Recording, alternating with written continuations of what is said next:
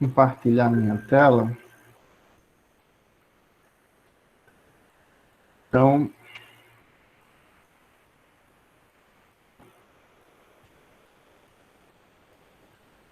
ok. Então, hoje a gente vai falar sobre limites e continuidade. Primeira parte, né, eu pretendo hoje apresentar uma noção intuitiva, né, do que seria esse limite. E para começar resolvendo esse problema, eu queria fazer um convite a vocês, né? Se vocês tiverem calculadora ou celular próximo, eu vou precisar da ajuda de vocês aqui para a gente interagir um pouquinho, certo? Então é o seguinte, considere essa função f, uma função particular, né? Um caso bem particular. Eu vou usar ele para a gente chegar numa situação que seja válida para toda outra função. Então, a primeira coisa que eu queria perguntar a vocês seria o seguinte: qual é o domínio dessa função? Ou seja, quem é o domínio de f? Ou seja, quais são os valores que f pode assumir? Ou melhor, o mais fácil, qual é o valor que f não pode assumir? X tem que ser diferente de 1. Exatamente. Então, o domínio, ele vai ser o conjunto de todos os x que pertencem aos reais, tal que x ele é diferente de 1. A gente poderia usar a notação também assim, olha, do domínio da função. Os reais menos o número 1, né? Ok. Eu não sei se vocês já pensaram nisso, mas o que acontece quando essa função ela começa a se aproximar de 1? Né? Ou nas redondezas de 1. Não estou falando o número 1. Eu estou falando, por exemplo, 0,9999, não 1, bem próximo, né? 0,999, por exemplo. O que vai acontecer com essa função? Então, eu quero fazer o seguinte com vocês. Eu quero começar pegando ela e testando valores. Por exemplo, quem vai ser f de 0? Vamos ver aqui quem é f de 0. Alguém se arrisca a dizer quanto é f de 0? Podem usar a calculadora. Deixa eu ver aqui no chat. Menos 1 sobre menos 1. Vai ser 1. Pronto. Exato, vai ser igual a 1. Ok. Só uma coisa, caso vocês... Eu acredito que todos que estão na sala já devem saber fazer isso. Mas o que é que eu estou fazendo aqui? F de 0, eu pego essa minha expressão e onde tem x eu substituo por 0, né? 2 vezes 0 ao quadrado, menos 0, menos 1, dividido por 0, menos 1. O que é 0, ele não vai influenciar. Então, você vai ter basicamente menos 1 sobre 1, que é igual a 1. Ok? E quanto seria f de 0,5? Eu quero me aproximar de 1 para ver o comportamento da minha função, certo? Mas a minha pergunta agora, quanto é f de 0,5? Eu aconselho que vocês peguem uma calculadora aí, né? Coloca 2 vezes.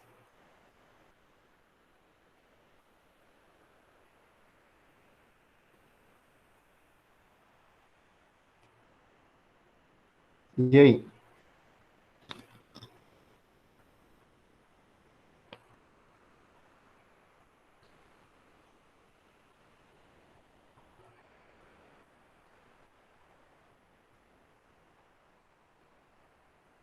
Quanto é f de 0,5? Vai ser menos 1 dividido por menos meio. Isso? Calma. Você está dizendo que vai dar menos 1 dividido por menos 0,5, não é isso? Isso. E resulta em quanto?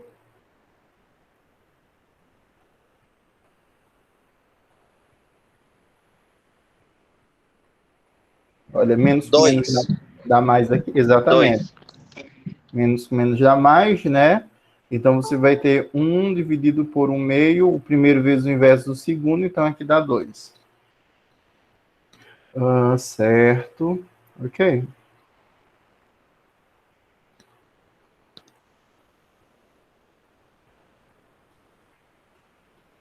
Aqui. Então, f de 0,5 dá 2. Quanto é f de 0,75? Estou me aproximando de 1. Né? Quem é f de 0,75? Eu pego, faço 2,0,75 ao quadrado, menos 0,75 menos 1, dividido por 0,75 menos 1.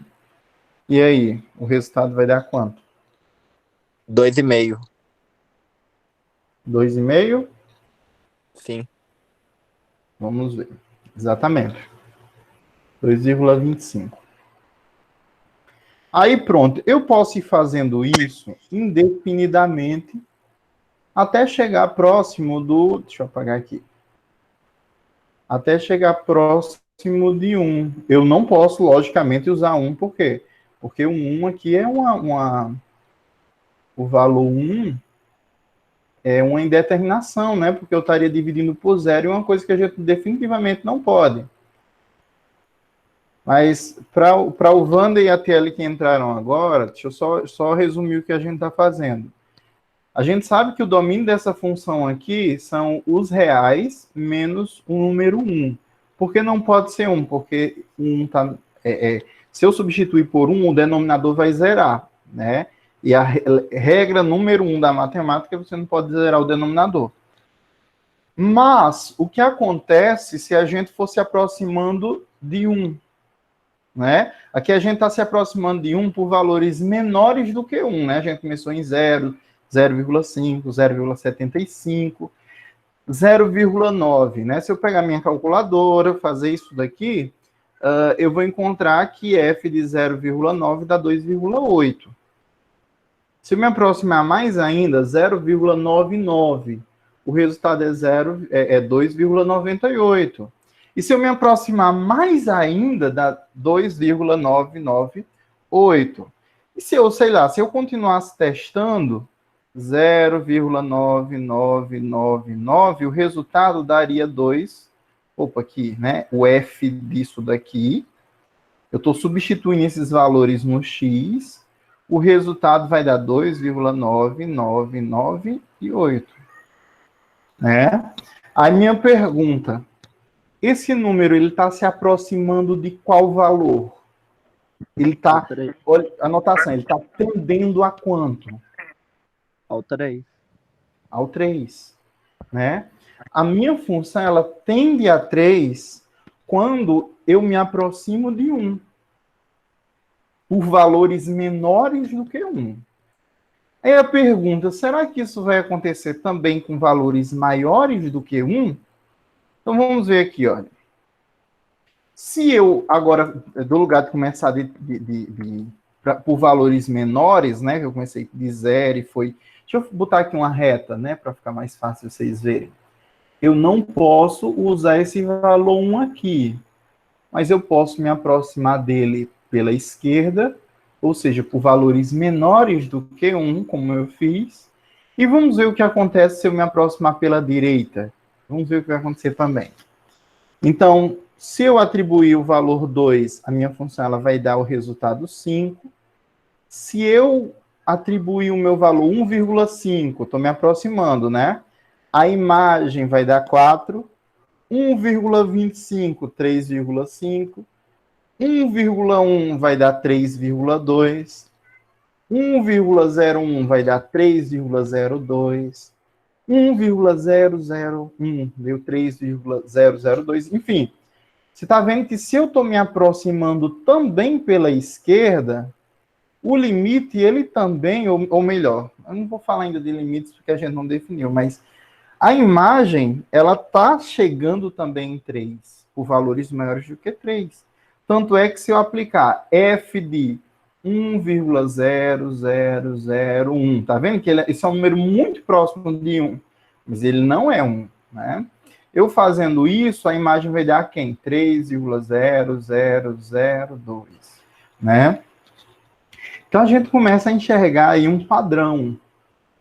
Até aí vocês estão conseguindo me acompanhar? Estão vendo o que... Sim. Pronto, ok, muito bem. Só que a gente pode perceber uma característica particular nesse procedimento que eu estou fazendo, que é qual? Qual é o valor que eu não posso usar? É 1, né? Eu não posso usar, é 1.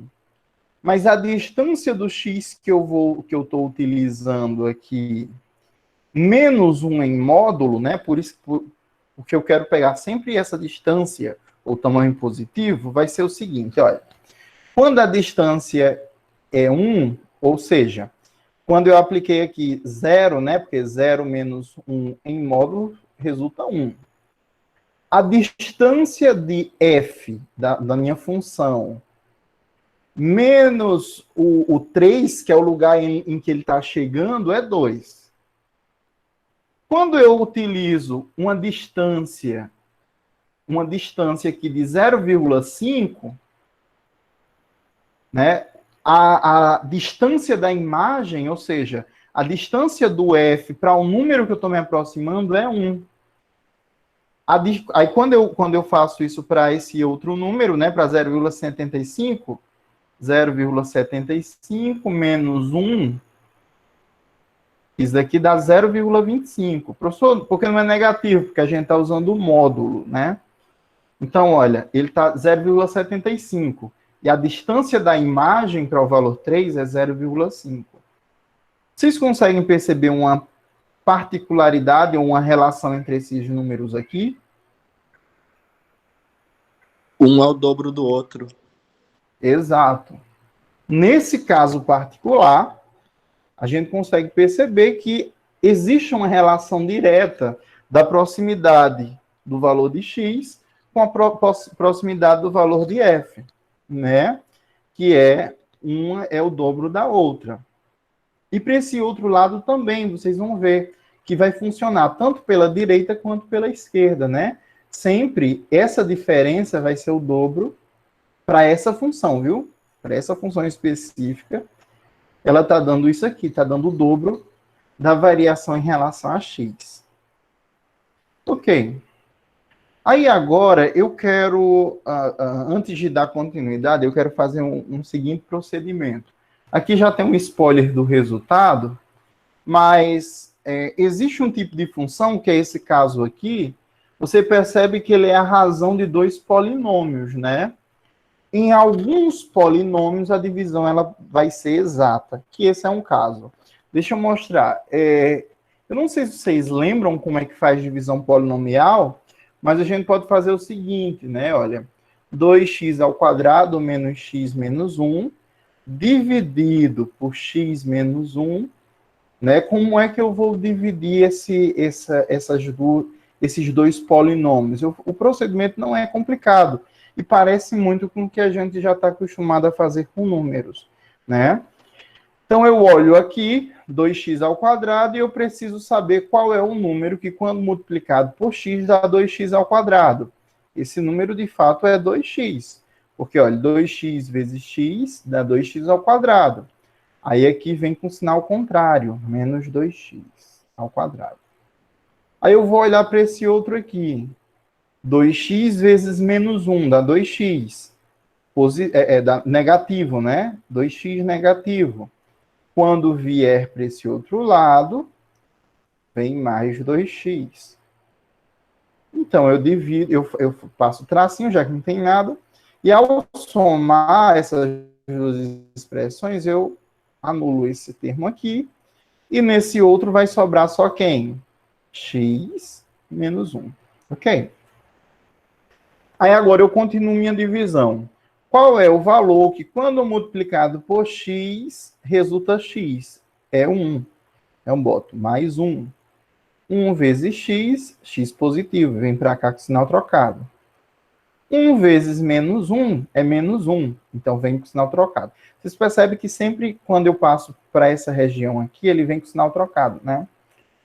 Então, x menos x dá 0, menos 1 mais 1 dá 0, então o resto foi 0.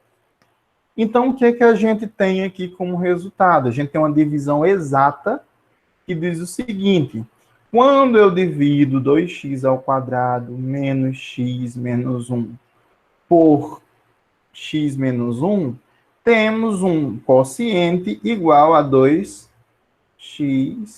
mais 1. Exato, e não tem nada de resto, né? Ok? Então, eu posso fazer o seguinte, só para facilitar minhas contas. Eu posso passar esse termo para o outro lado, está dividindo, passa multiplicando, então 2x ao quadrado menos x menos 1 é igual a 2x mais 1 vezes x menos 1, né? Pronto, foi por isso que eu disse que essa expressão aqui é a mesma coisa dessa outra.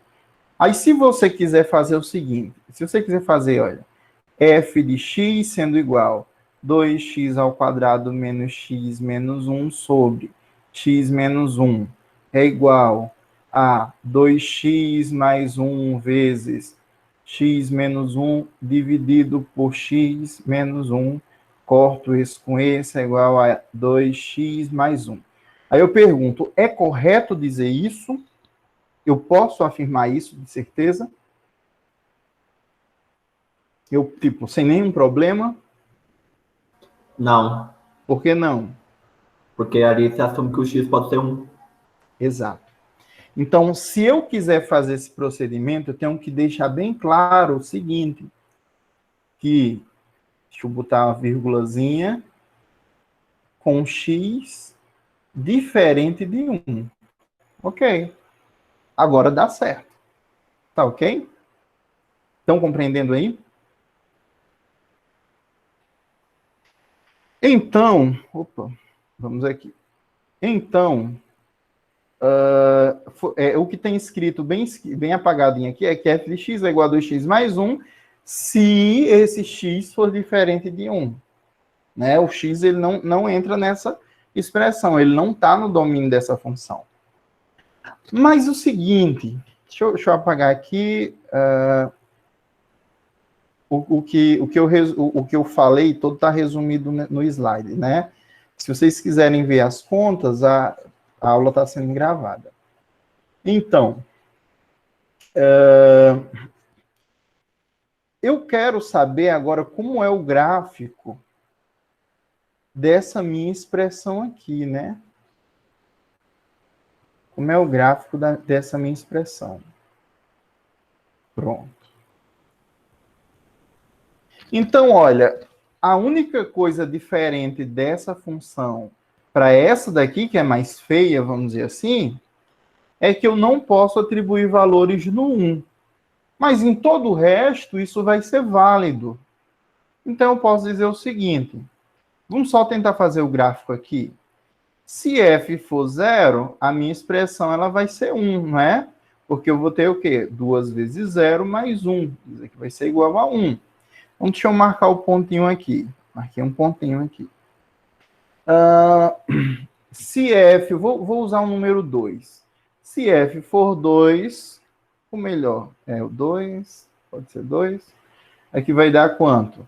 2 vezes 2 mais 1. Então, o resultado vai dar 5. Não está cabendo aqui, então deixa eu fazer um pouquinho maior aqui. Pronto. Em 2, ele dá 5.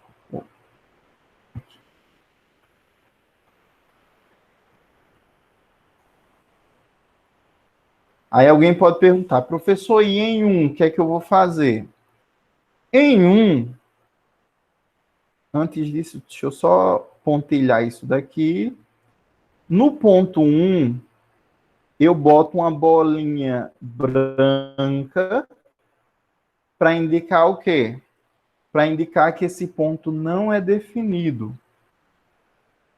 A minha função ela vai ser desse jeito, né? Mas nesse ponto aqui,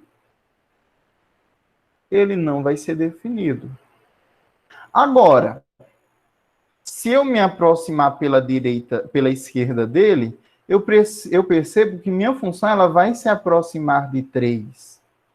Se eu me aproximar pela esquerda, ou pela direita agora, eu percebo também que minha função ela vai se aproximar de 3.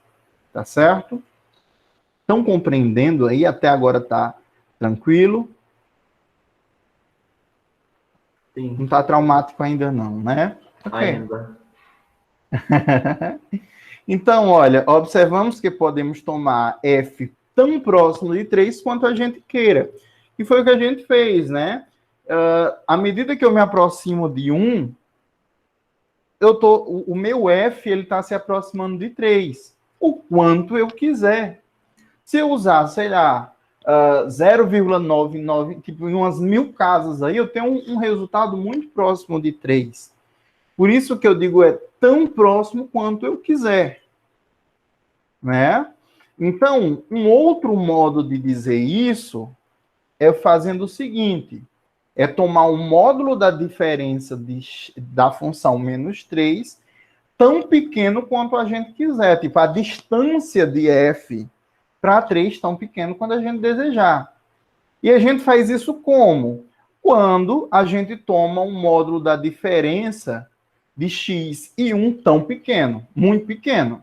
A questão é, será que vai existir uma relação entre esses dois? Entre essa distância aqui e essa outra distância aqui?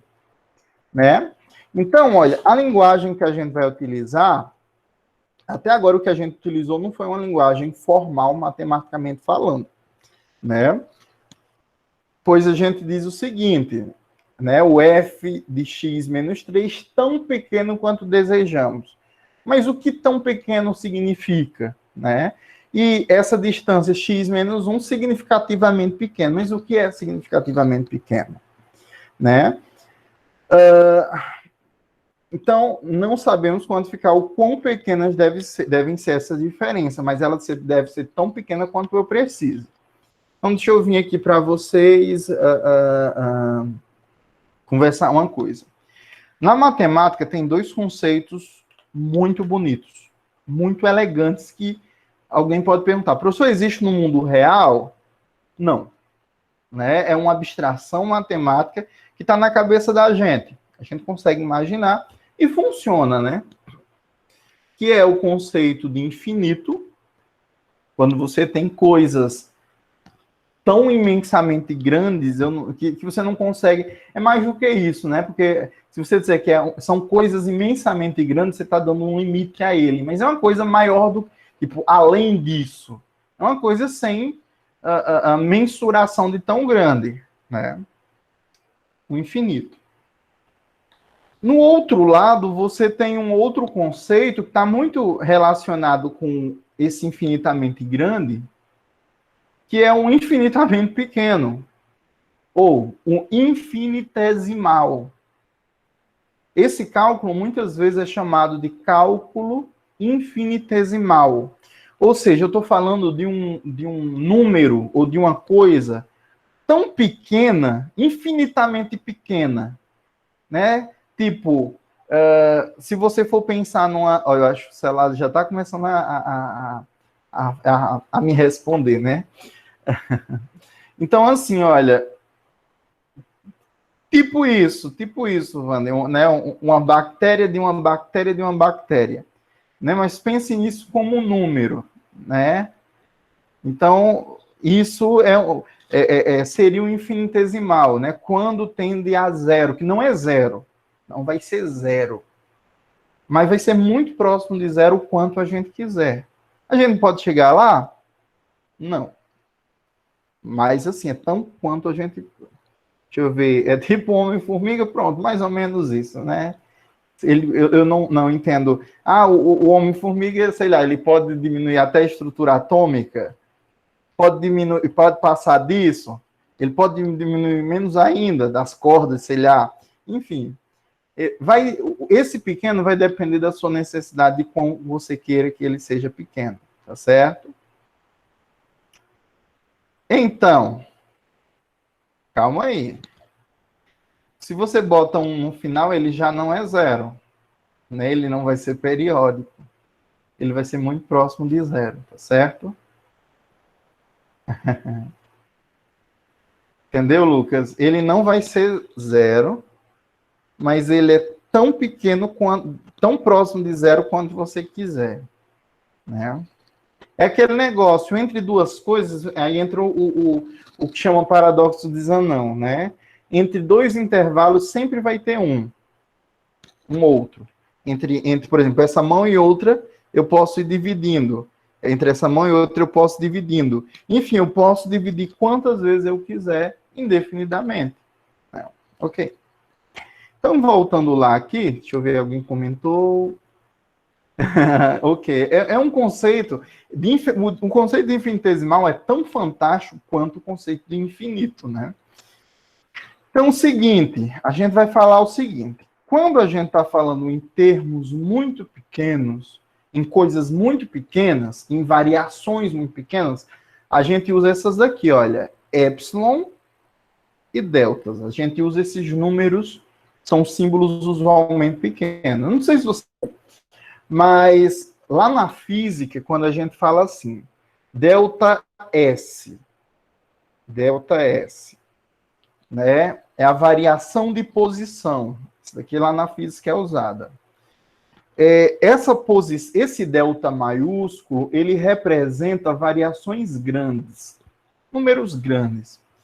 Quando eu estou querendo falar de coisas muito pequenas, é delta S, delta minúsculo, esse valorzinho minúsculo, ou ds, né? É uma variação pequena, certo? Infinitesimal. Estão compreendendo até aí, né? Deixa eu ver. Existe algo perto de infinito? Não sei se eu entendi a pergunta. Eu vou pensar um pouquinho, mas... Porque se uma coisa não é infinita, então ela é finita. Inclusive, tem um dos problemas que era a hipótese do contínuo. Depois vocês dêem uma olhadinha, é que se existe um infinito entre os números naturais e os números reais, ou o infinito... qual é o nome? Aleph. Eles, tanta coisa que eles já deixam de usar as letras gregas, já passa para usar a letra hebraica, né? O Aleph 1 e o Aleph 0. É um negócio chamado hipótese do contínuo. É um dos problemas matemáticos mais interessantes, né? Então, vamos lá. Voltando aqui, olha. A gente usa epsilon e deltas para indicar coisas muito pequenas, né? Então, nesse caso, assim, dado um número positivo epsilon, se desejarmos indicar esse epsilon, ele vai estar relacionado com essa distância, essa variação, né? Então, se eu quero calcular essa distância menor do que um epsilon, que é um epsilon? É um número muito pequeno. A gente deve, então, tomar esse valor suficientemente pequeno também. De modo seguinte, olha, que essa variação, x menos x0, sendo menor do que delta, implica dizer que f de x vai ser menor do que epsilon. Calma aí que a gente já ilustra isso. Uma coisa importante, porque a gente bota que esse módulo tem que ser maior do que zero?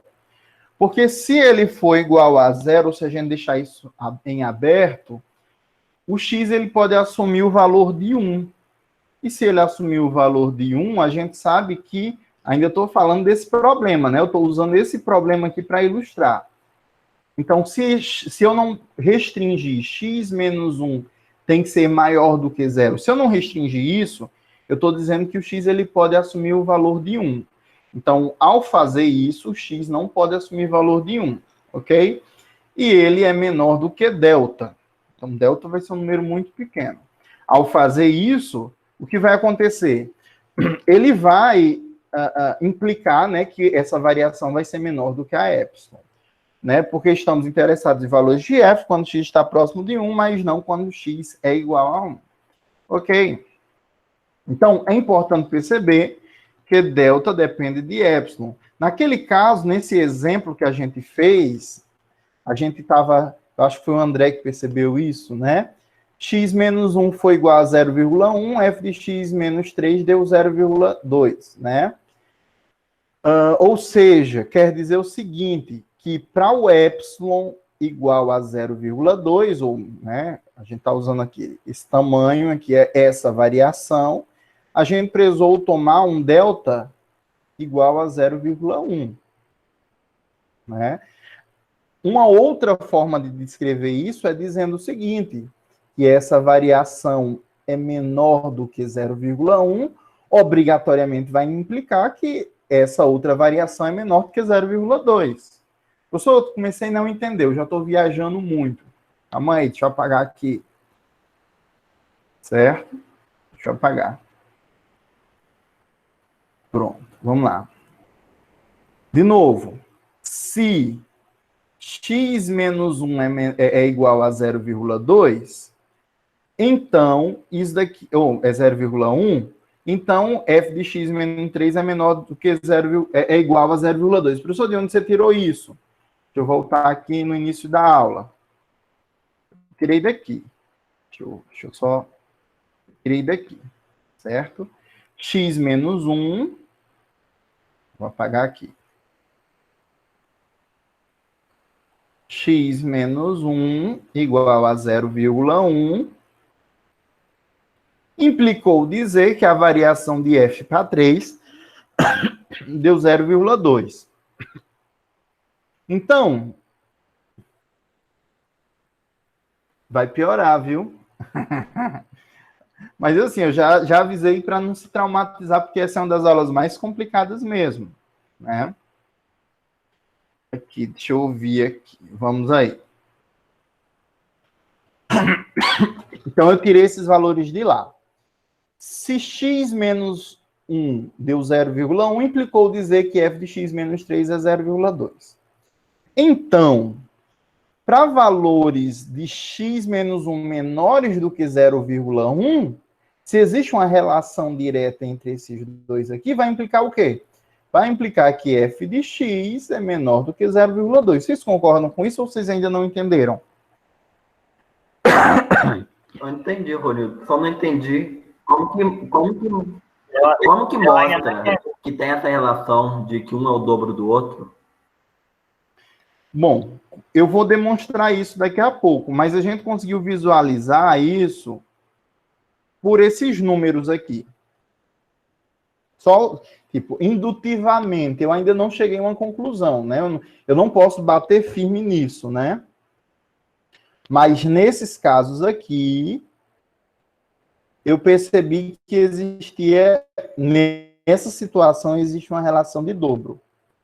Lembrando que em outra função pode surgir outra coisa, tá certo? Mas nessa função específica tem uma relação de dobro.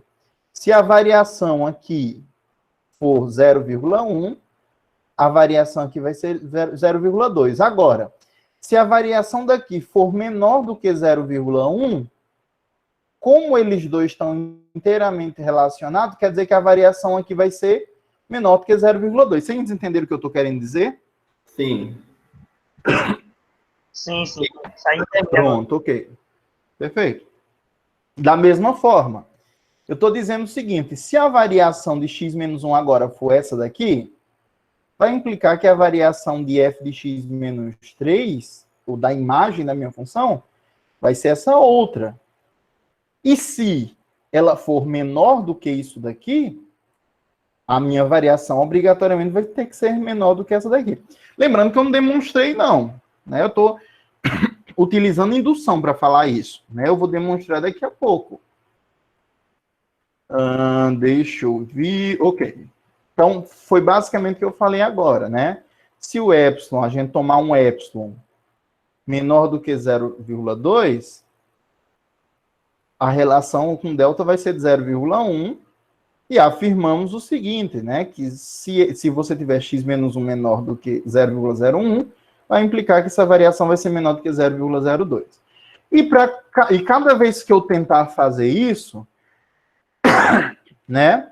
Eu vou conseguir um intervalo ainda assim menor. Então, o que é que eu posso concluir agora? O que eu posso concluir ou pelo menos imaginar? Eu posso começar a imaginar que meu delta é um epsilon dividido por 2. Estão entendendo? Se em todos os casos, até agora, eu não demonstrei, mas em todos os casos você teve isso daí, então a relação entre epsilon e delta é que o delta é a metade do epsilon, ou epsilon sobre 2. Vocês concordam com isso? Sim. Ok? Então, é o seguinte, né? Notamos que, dado o epsilon, a gente pode tomar delta igual a epsilon sobre 2. Então, se a gente generalizar, a gente pode afirmar o seguinte: qualquer valor que seja de epsilon, a gente pode tomar delta igual a epsilon sobre 2. Calma aí, talvez as coisas já estão começando a esclarecer. O que eu estou querendo dizer é o seguinte. Vou pegar aqui o gráfico da minha... Deixa eu ver se tem mais alguma coisa escrita. Pronto, olha. Opa, deixa eu voltar aqui. O que eu estou querendo dizer é que... Olha as coisas melhorando. Esse zero só está indicando que o x não pode ser igual a 1, tá certo? Ele está dizendo, olha, se o meu x menos 1 for menor do que o delta, e eu sei que o delta é igual a epsilon sobre 2, isso vai implicar que a minha função menos 3 é menor do que meu epsilon, para qualquer epsilon que eu tomar. Se eu tomar epsilon, por exemplo, 0,0000002, o meu delta vai ser quem? 0,000001. Por quê? Porque é a metade do delta. Professor, mas eu não estou visualizando onde é que esse epsilon e onde é que esse delta, eles vão aparecer, não. Deixa eu só ver aqui o meu script, se eu esqueci de comentar alguma coisa.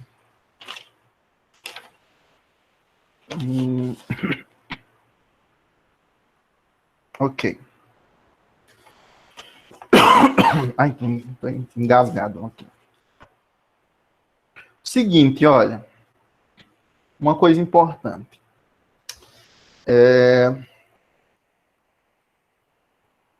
Uma pergunta que alguém fez, eu acho que foi... Não lembro, mas perguntaram assim. Como é que eu garanto que o epsilon dividido por 2 é igual ao delta? Uma maneira de pensar nisso é o seguinte, eu vou repetir, né?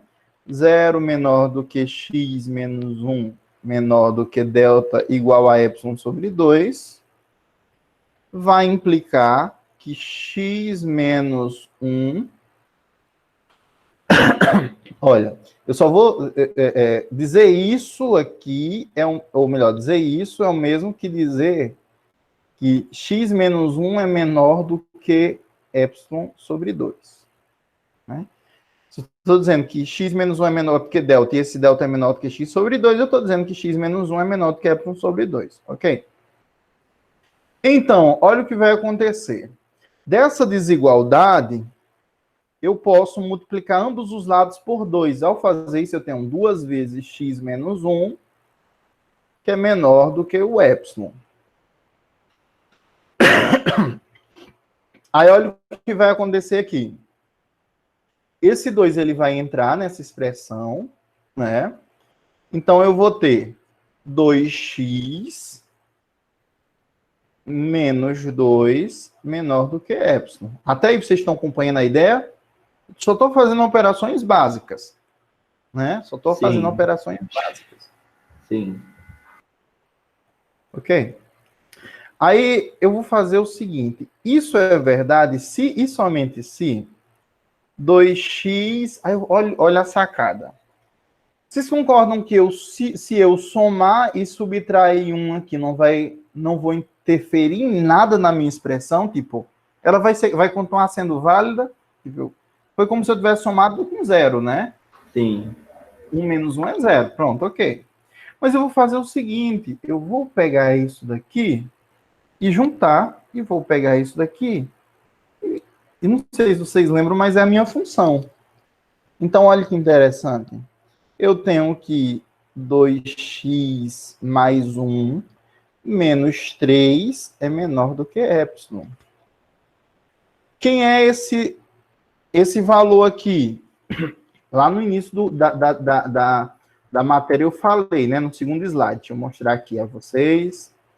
Aqui, olha. 2x mais 1, estão vendo? Deixa eu continuar aqui onde a gente estava. 2x mais 1 é minha função, é a função que eu estou usando que eu estou usando como exemplo. Aqui. F de x. Menos. Quem é esse 3? É o limite que a gente estava... É o valor que ele estava se aproximando, né? Menor do que epsilon. Então, vocês percebem que, usando o delta dessa maneira, eu consigo chegar nessa expressão. Usando isso, eu consegui chegar no outro canto. Por isso, por esse motivo que a gente diz o seguinte, cadê aqui o canto? Olha. Por isso que a gente diz que isso... Deixa eu apagar aqui porque está muito poluído. É por esse motivo que a gente diz que essas afirmações aqui, que essa primeira vai implicar nessa segunda. Por quê? Porque se eu tomar o delta correto, né, o delta sendo igual a epsilon sobre 2, eu consegui chegar nesse f de x menos 3, né? Então, deixa eu só ver aqui a hora, porque eu me empolgo geralmente com esse assunto. Então, vamos lá.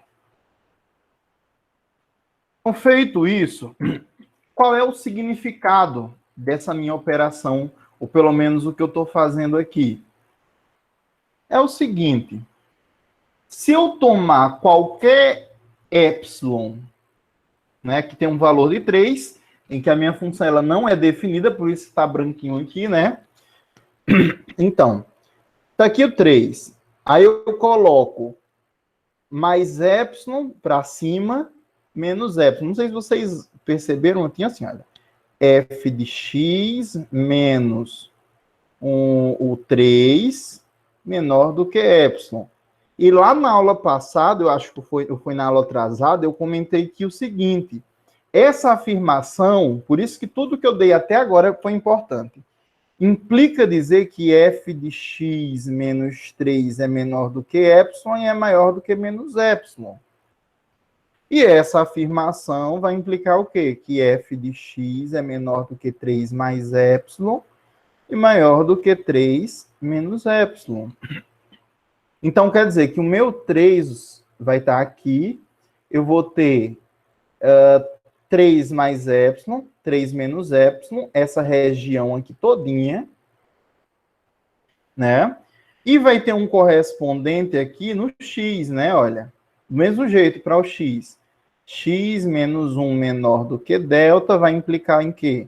Vai implicar que x menos 1 é menor do que delta e é maior do que menos delta, ou seja, x é menor do que delta mais 1 e maior do que delta menos 1. Né? Então, quer dizer que se eu tomar qualquer valor nessa região aqui, eu tenho como garantia que a imagem ela vai estar entre 3 menos epsilon e 3 mais epsilon. Por quê? Olha, imagina eu peguei esse número aqui, qualquer. Aí eu subo na função paralela ao eixo y, e ao aplicar, olha, eu percebo que a imagem ela vai estar exatamente nesse ponto aqui. Certo?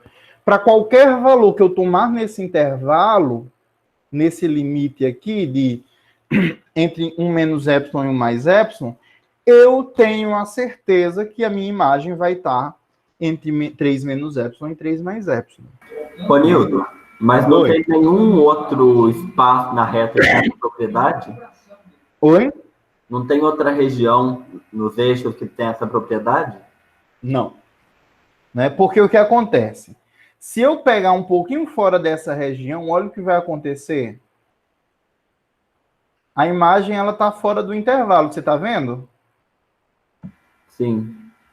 Se eu fizer isso por esse outro lado aqui, olha, vai acontecer a mesma coisa. Ele vai estar fora dessa região entre 3 menos epsilon e 3 mais epsilon. Então, como é que eu garanto que minha função, ou que a imagem vai estar entre 3 menos epsilon e 3 mais epsilon?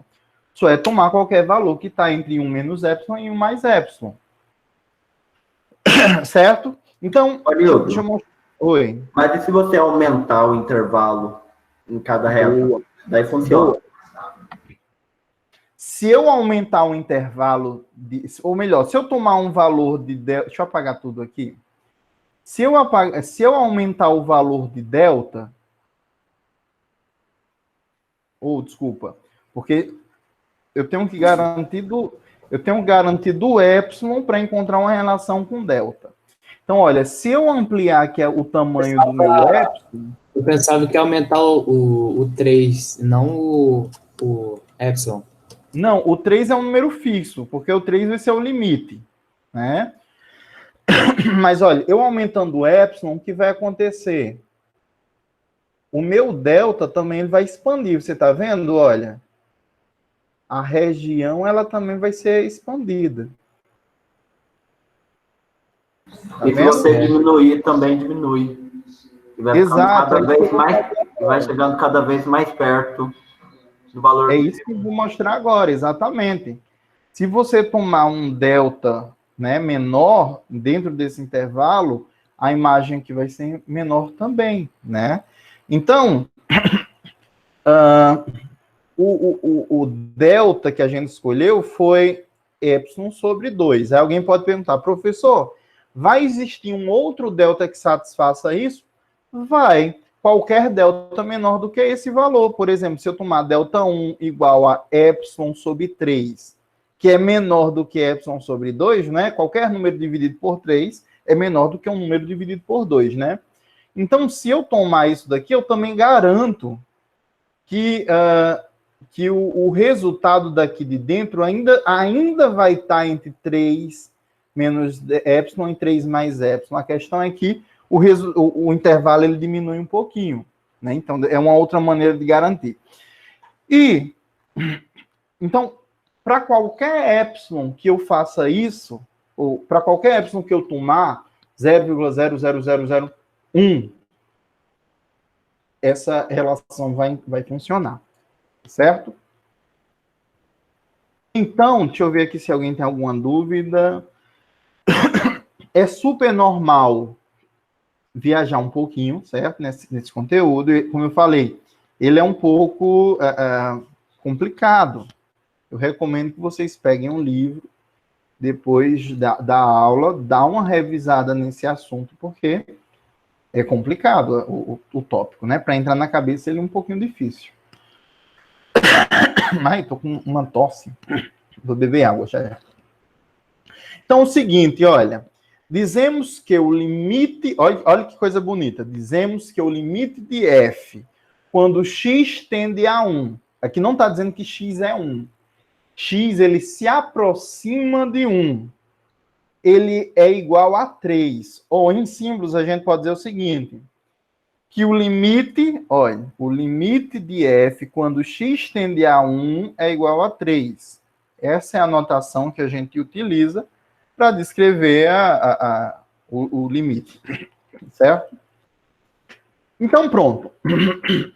Agora que a gente viu isso... Ô, professor, só uma dúvida antes. Isso daí tem relação com aquela explicação que 99 é igual a 1? Tem relação, alguma coisa assim? 0,99, perdão.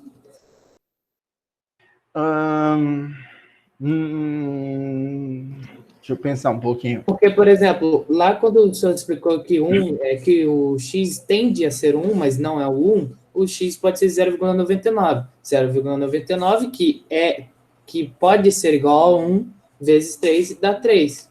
Entendeu? Porque se pode ser igual a 1, 1 mais 1 mais 1, 1 vezes 3 é igual a 3.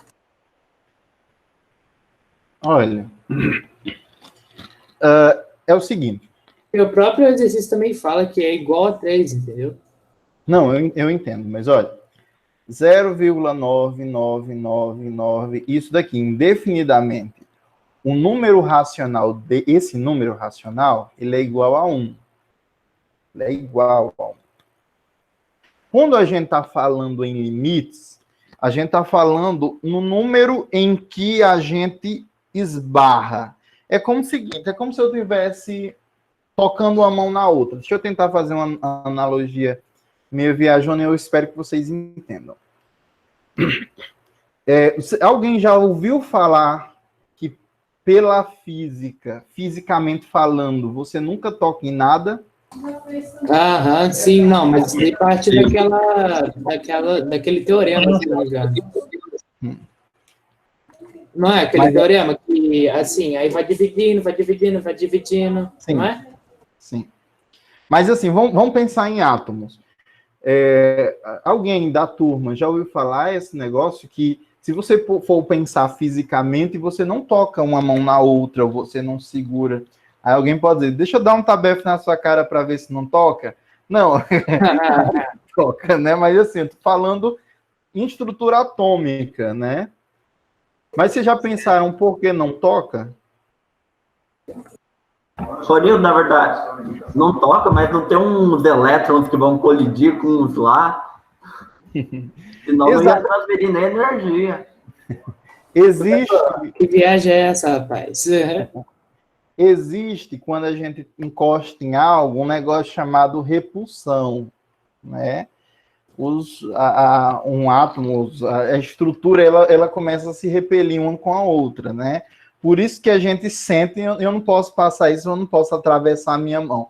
Se eu encostasse, quando eu puxasse aqui, sairia a pele, sairia tudo no mundo, né? Sangue e tal. Né?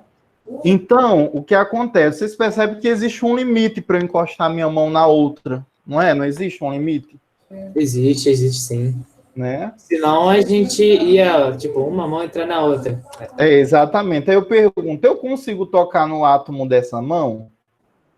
Olha, creio eu que sim. Um átomo toca no outro, não? Não. Ele se aproxima muito próximo até chegar a um canto, que é um limite. Caraca! Imagina, por exemplo, se repelem. Por exemplo, se você encosta duas mãos, daí um átomo resolve ligar no outro. Daí você puxa a mão, rebenta. Professor, mas assim, qual é o nome desse negócio que separa os átomos? Pronto, aí o Lucas falou, 2 corpos não podem ocupar o mesmo lugar, exatamente. Então, dessa maneira, você vai ter um canto próximo, né?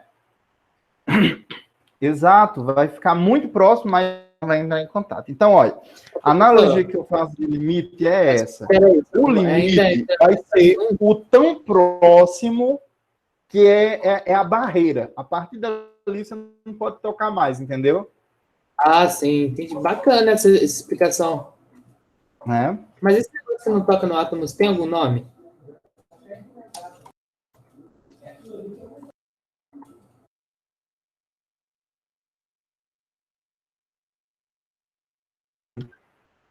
Oi?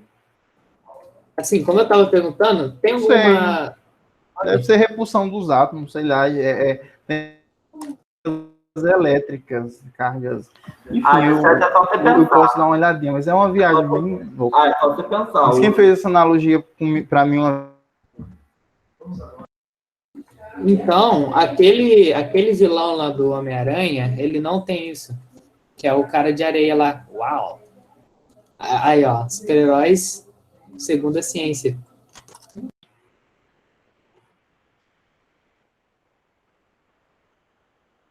Que eu perdi a conexão, só um instante. Voltou. Oi, voltei. Eu estava falando da analogia. O professor, eu estava falando da analogia que aquele. Já assistiu? Eu não sei qual Homem-Aranha, eu não sei se é o 2, acho que é o 2. Aquele Homem-Areia lá, ele não tem esse negócio. Né? Aquele que ele fica preto, né? Deixa eu ver aqui os comentários. É uma viagem, né? Pronto, os elétrons. Né? É só tu pensar que se um elétron tem carga negativa, chegar muito perto do outro tem carga negativa, aí vai ter um outro, vai tentar ir para longe. Ele vai se repulsar, né? Exatamente. Eu penso que... sabe, de vez em quando eu também tenho um pensamento desse, se a gente não tivesse esses negócios, se a gente fosse realmente feito de areia ou ameba, A gente ia atravessar a coisa, mas a gente ia ficar fininho. Tá bom, foco. Vamos aqui, porque ainda tem um pouquinho de coisa, né? Então, olha, formalmente, a gente diz assim, olha, seja o intervalo I, né? Ou seja, aí o intervalo aberto, ao qual pertence o número x0. Esse x0, vou fazendo analogia, é aquele número 1. Opa, aqui, esse daqui está errado, deixa eu só apagar aqui um negócio. Porque alguns livros usam a notação x0, outros livros usam a notação A. Então, deixa eu só uniformizar aqui. x0, aqui tem A, é x0, só para não ficar notação errada. Ou melhor, notação confusa. Então, voltando aqui, olha. Seja I um perto ao qual pertence o número x0, esse x0 aqui é aquele número 1 que a gente viu no exemplo, né? E seja f uma função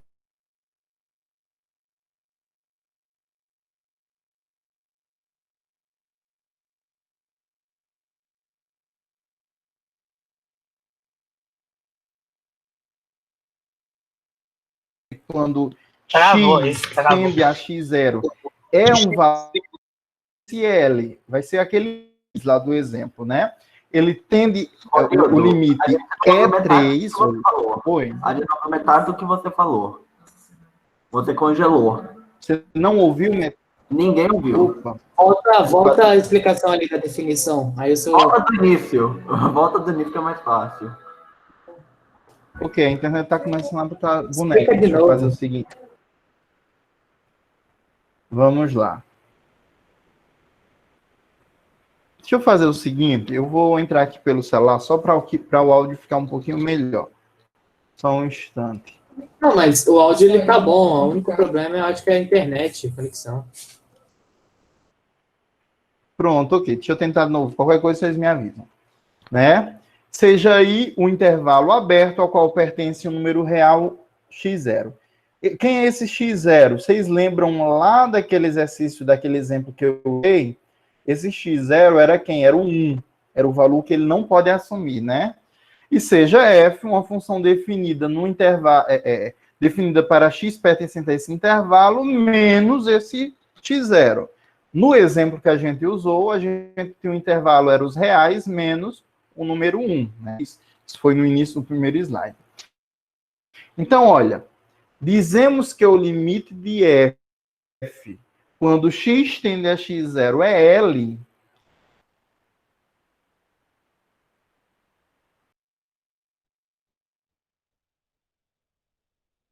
de f, o limite de f quando x tende a x0 é igual a L, se, isso é importante, para todo epsilon, qualquer epsilon, né?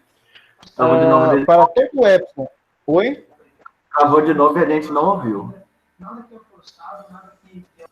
Vai pro celular mesmo. Ok, então deixa eu ir. No celular geralmente trava menos. Deixa eu só para essa explicação aqui. A gente está perto de terminar. Explica ali do meio, mais ou menos. Só um instante.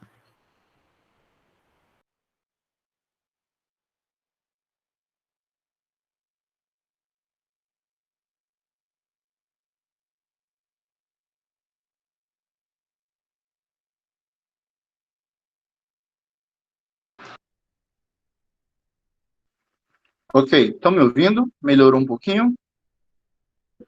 Sim, sim. Ok, então vamos lá. Então,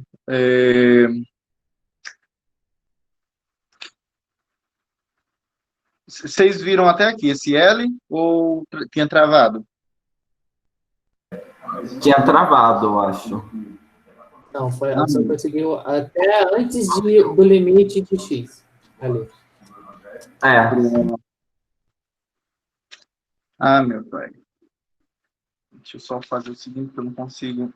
Deixa eu tirar a câmera aqui. Não, agora vai, tá tranquilo. Agora vai. Né? Seja o intervalo aberto, perto dos reais, tal, pronto.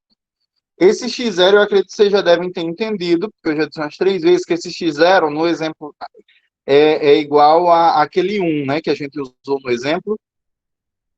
Esse x0 foi o análogo a 1. Seja f uma função, né, para x pertencente a um intervalo i menos x0, no exemplo que a gente utilizou, foi o intervalo dos reais menos o valor de 1. Né? Dizemos que é o limite de f, quando x tende a x0, ou seja, quando x tende a 1, no exemplo que a gente fez, é igual a L, lá no exemplo que a gente fez, isso aqui era 3, né? O resultado tinha dado 3.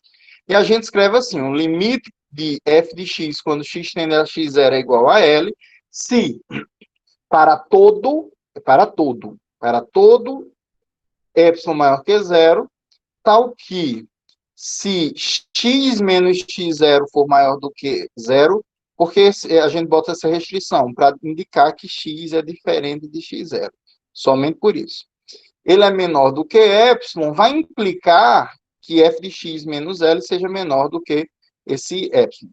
Aqui é delta e esse aqui é epsilon. Acho que geralmente, de vez em quando eu troco as palavras, né? Mas olha, em símbolo, e geralmente quando a gente for resolver os exercícios, a gente vai colocar isso daí.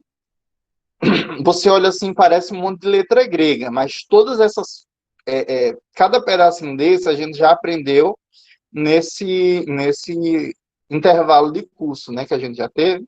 Então é o seguinte, deixa eu traduzir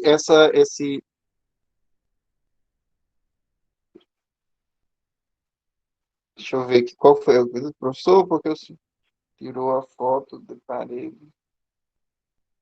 Entendi. Mas vamos aqui. Olha, o poema que vocês têm que decorar, né? O limite de f de x, quando x tende a x0 é igual a L, se e somente se, vamos lá, para todo epsilon maior do que 0, existe um delta maior do que 0, tal que x menos x0 seja maior do que 0 e menor do que o delta, implicar que f de x menos L é menor do que epsilon, né?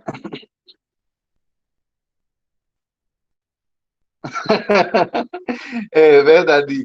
Interessante, né? Isso daqui não tem praticamente nada. Você consegue resumir esse texto todinho com uma linha dizendo isso, que o limite de f de x, quando x tende a x0 é igual a L, se e somente se, ou seja, é uma condição necessária e suficiente.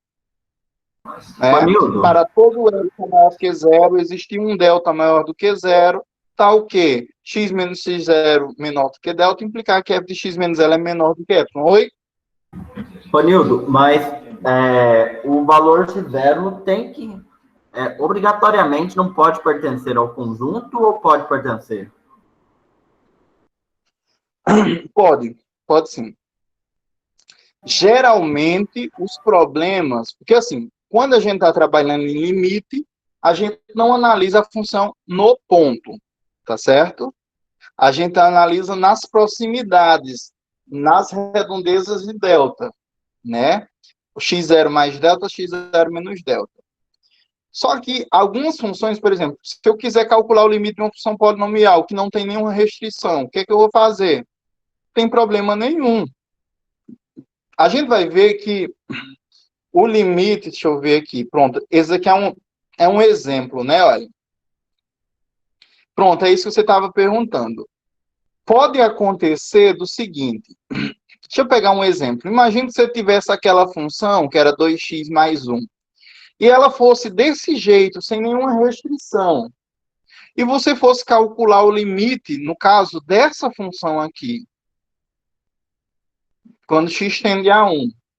Então, você vai ver que ela vai coincidir exatamente com o f de 1. Essa função aqui. Estou falando daquele polinômio que tinha divisão, né? Não, estou falando dessa daqui.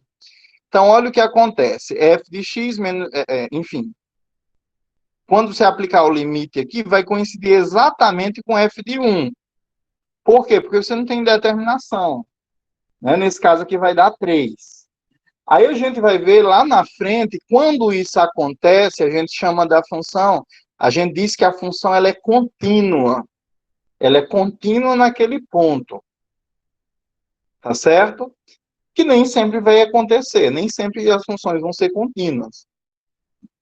Né? Mas quando acontece, a gente fica muito feliz, porque o problema vai ser muito simples, porque calcular o limite de uma função contínua é basicamente calcular a função no ponto. Oi? Se é uma função contínua, quer dizer que é uma linha reta. Não. Ou é... Quer dizer que ela não tem buracos em maneiras mais... entendi. Deixa eu dar um exemplo aqui. Vou pegar essa função aqui. Olha, que tipo eu tinha visto lá na lista extra que você passou mesmo? Uma questão lá de esboçar o gráfico. Muitas tinham uns buracos, um saldo. Pronto. Exatamente. Funções que deixam buracos, a gente disse que elas não são contínuas. Deixa eu fazer o seguinte. Eu vou ilustrar essa função aqui. Mas eu quero fazer à mão e eu queria fazer no GeoGebra. Deixa eu só ver quanto tempo eu tenho. Eu não vou ter tempo para fazer tudo. Na próxima aula eu posso demonstrar. Eu vou tentar demonstrar a unicidade do limite e resolver esses dois exemplos, né? Mas vamos fazer esse daqui primeiro. Talvez dê tempo. Só eu não demonstrar a unicidade do limite. O que é que eu preciso fazer? Deixa eu fazer aqui o gráfico dela para vocês verem, né? O gráfico dessa função em x, em 0, isso daqui é 2. 1, 2. Em 1, isso daqui é 5, né? Não, em 1 não pode, não. Em 2, isso daqui é 8. 1, 2, 3, 4, 5, 6, 7, 8. Pronto, ok, vou botar aqui.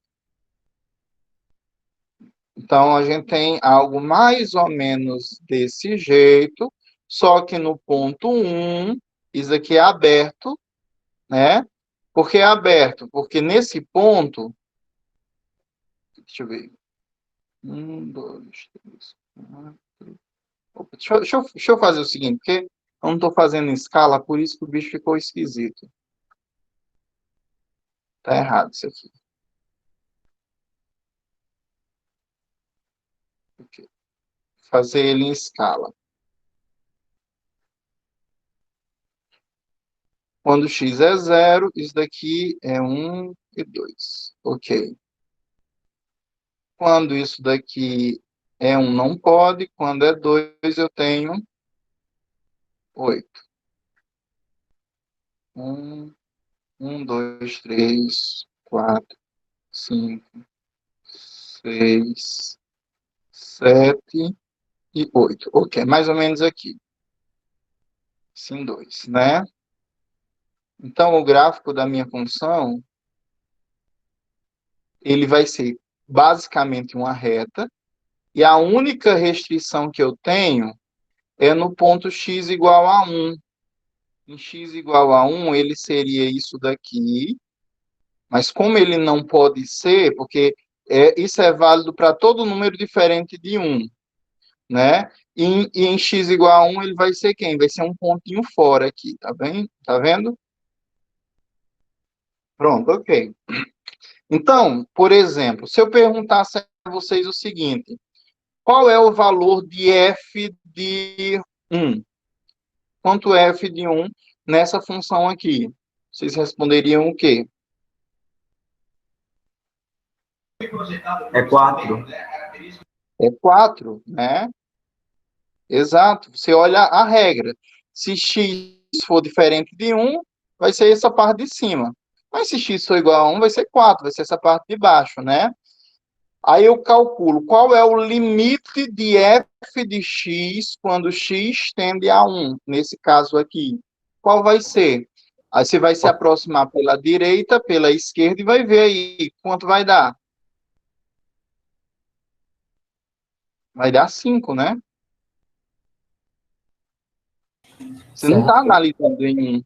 Você está analisando nas proximidades de 1. Estão começando a entender? Está começando a esclarecer as coisas? Sim. Ô, Ronildo, posso te dar uma ideia? Eu estava pensando.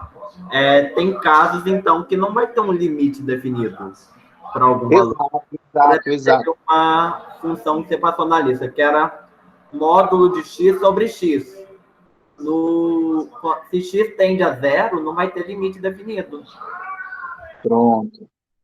Essa função, módulo de x sobre x, ela é assim, né? Dá menos 1 e 1, se eu não me engano é isso, né? Daí de um lado está tendendo a 1, do outro está tendendo a menos 1. Ok. Então, é o seguinte, se eu perguntasse o limite dela nesse canto aqui, por exemplo, em 3, qual o limite de módulo de x sobre x, quando x tende a 3? O resultado seria quanto? Seria 1, porque você não tem problema nenhum aí, né? Mas, se você for analisar nesse ponto aqui, em 0, qual o limite do módulo de x quando sobre x, quando x tende a 0? Se você for pela direita, dá uma coisa, dá menos 1. Se você for pela esquerda, dá mais 1. Aí a gente vai ver na próxima aula que, para existir um limite, os limites laterais, ou seja, indo pela direita e pela esquerda, eles têm que ser iguais. Se forem diferentes, o limite ele não vai existir.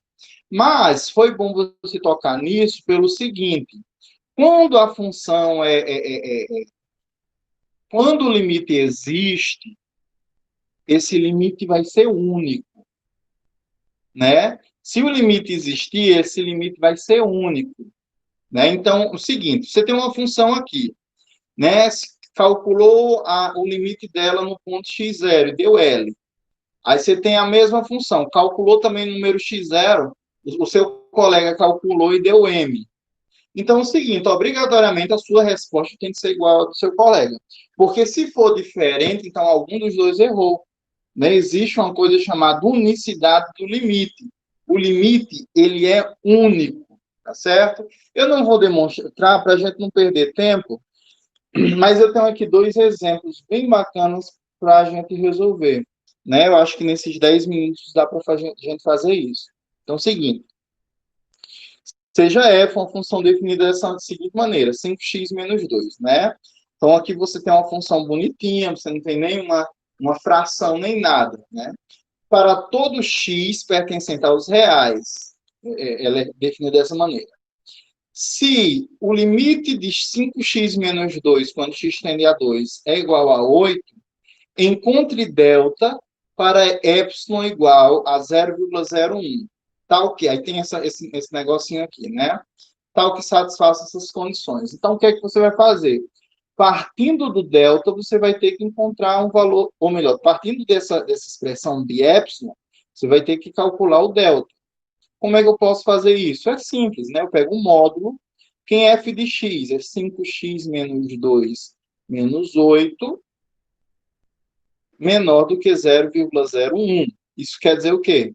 Que 5x menos 10 é menor do que 0,01. Ou ainda que, eu vou evidenciar o 5. 5x menos 2 é menor do que 0,01. Então, eu posso, o produto do módulos é um módulo produto, então eu saio com 5, né? 5 vezes x menos 2 é menor do que 0,01. Então, olha, esse 5 passa para o outro lado dividindo, eu tenho quem? Eu tenho que x menos 2 é menor do que 0,01 dividido por 5. Opa! Observe o seguinte, olha. X Olha, menos 2 é menor que... Oi?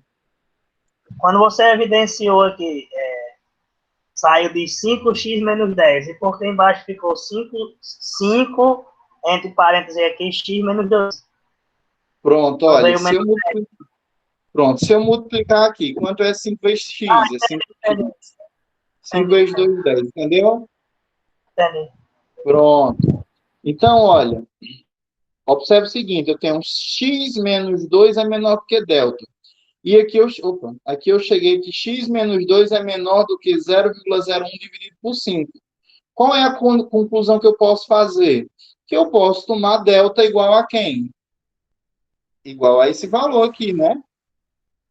Seria 0,002, se eu não me engano. Então, essa vai ser a relação. Deixa eu tentar mostrar a vocês aqui no GeoGebra. GeoGebra. GeoGebra. Vocês vão ver que Professor, acho que fantástico. Oi? Acho que tá errado. Acho que é 0,005. Não. Todo número dividido por 5, você dobra e Ah, coloca. tá. Nossa, eu confundi total agora, perdão. Confundi com Pronto. 2. Então vamos lá. Deixa eu ver a função é quem? 5x menos 2, né? 5x menos 2. Ok. O limite que a gente tinha encontrado era 8. Então, fazer assim, y igual a 8. Ok. Então, não, acontece, se preocupe não. Igual a 8. Tá aqui, olha. Aí eu vou fazer o seguinte, para ele ficar mais bonitinho, eu vou colocar ele pontilhado aqui. Ok. Pronto, tá? Tá pontilhado. Deixa eu tirar essa malha para ficar melhor. Ok. Então, o meu epsilon, deixa eu botar aqui um epsilon, vou botar um controle deslizante, vou botar assim, epsilon, só para ficar melhor, epsilon vai ser 0, qual foi o valor que eu botei? 0,0, vou botar assim, 0,1 a 0, menos 0, tem que ser positivo, né? Menos 0,01, deixa eu ver aqui no exercício, 0,01, ok, 0,001 até 0,001, ok, foi o que a gente usou.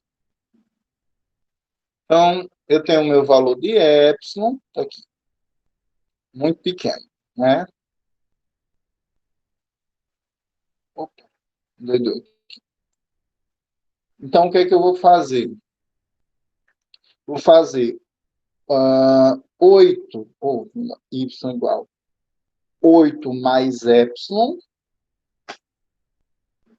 8 menos epsilon. Ele está muito pequeno. Deixa eu aumentar um pouquinho aqui. Eu vou... Cadê o bicho, meu Deus? O computador está doido. Aqui, pronto. Controle deslizante, valor mínimo. Vou botar 0,01 e que eu vou colocar 1. Pronto, ok. Ficou melhorzinho de visualizar. Então, eu tenho aqui, pronto, eu já tenho ele mudando. Aí ficou melhor de visualizar. E aqui eu tenho epsilon mais 1 e epsilon menos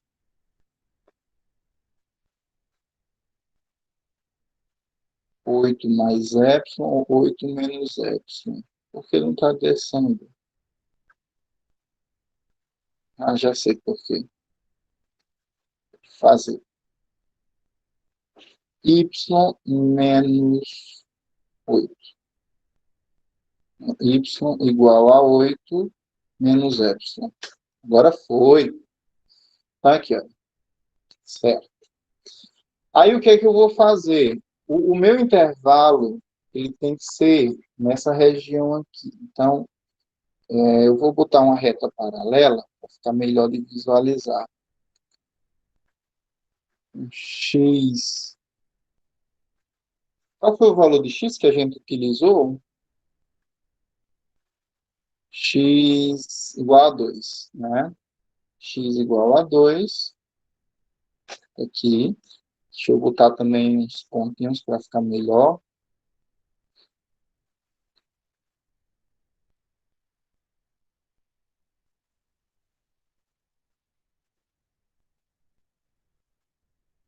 Ok.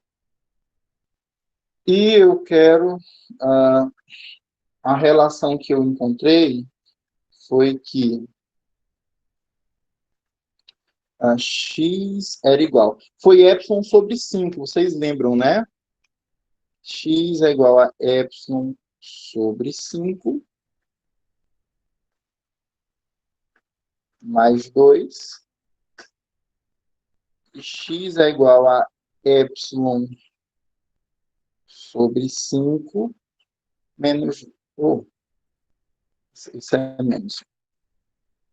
Era 2 menos epsilon sobre 5. Ok. Aí encontrei o intervalo. Olha aqui que bacana. Tá aqui, olha, 0,01. Deixa eu aproximar aqui do zoom para vocês verem que coisa fantástica. O intervalo que a gente tem aqui é exatamente o intervalo que era esperado, olha. As funções, olha. Eu estou pegando um número muito pequeno.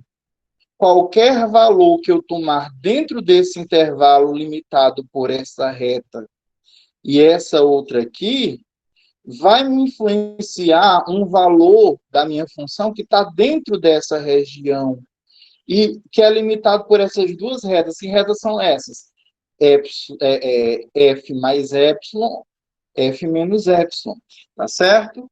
Então, isso é muito fantástico mesmo. Eu estou pegando uma coisa, olha, para vocês terem uma ideia, a escala que eu estou pegando é tão infinitesimal, né? Definitivamente infinitesimal. Pode ser mais pequeno ainda, mas isso aí foi uma ilustração bem interessante para vocês. Então, pessoal, na próxima aula eu continuo com isso e a gente trabalha propriedades de limites. Vocês vão ver que tem umas aplicações fantásticas, né, encantadoras. Eu agradeço a atenção de vocês, eu espero que vocês fiquem bem, que continuem bem. Até a próxima aula, exatamente, amanhã, 7 horas. Boa noite.